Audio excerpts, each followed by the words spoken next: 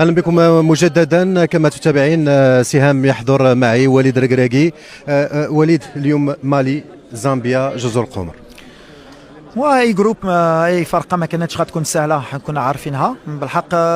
كنامنوا في الدار مع الجمهور ديالنا، ومع دابا عندنا عام باش نوجدوا ان شاء الله نديروا اون بون بروميير فاز دو كاليفيكاسيون. و فاسون اللي كيهمنا هي لو تيتر، دونك اي فرقه اللي كانت جات كان خصنا نقبلوها، خصنا نحترموهم، نوجدوا مزيان هاد لا كومبيتيسيون. ان شاء الله الجمهور يكون مورانا، هذه اللي كيامنا، والجمهور يعطي بزاف الثقه على هاد الفرقه وهاد اللاعبه يكونوا معنا ان شاء الله باش نخلوا الكاس ان شاء الله في المغرب. جوستومون شنو الرساله اللي بغيتي توجهها للجمهور المغربي؟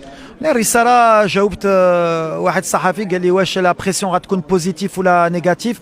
قلت سافا ديبوندر اول حاجه ديال الجمهور، ديال الصحفيين حتى ديالنا، ديال الناس اللي كيبغيو هذا المنتخب، واش باغيين الكاس تبقى بين ركراكي مع ركراكي ولا لا، ولا بغينا خصنا نكونوا كاملين مور هاد الفرقه نشجعوها، تكونوا بوزيتيف.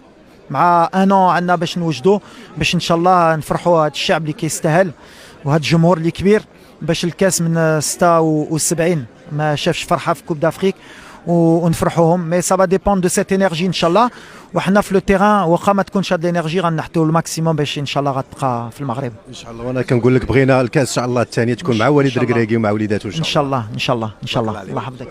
اذا كما تابعتي سهام، كان تصريح الناخب الوطني وليد ركراكي حول قرعه كاس افريقيا المغرب 2025. عوده اليك.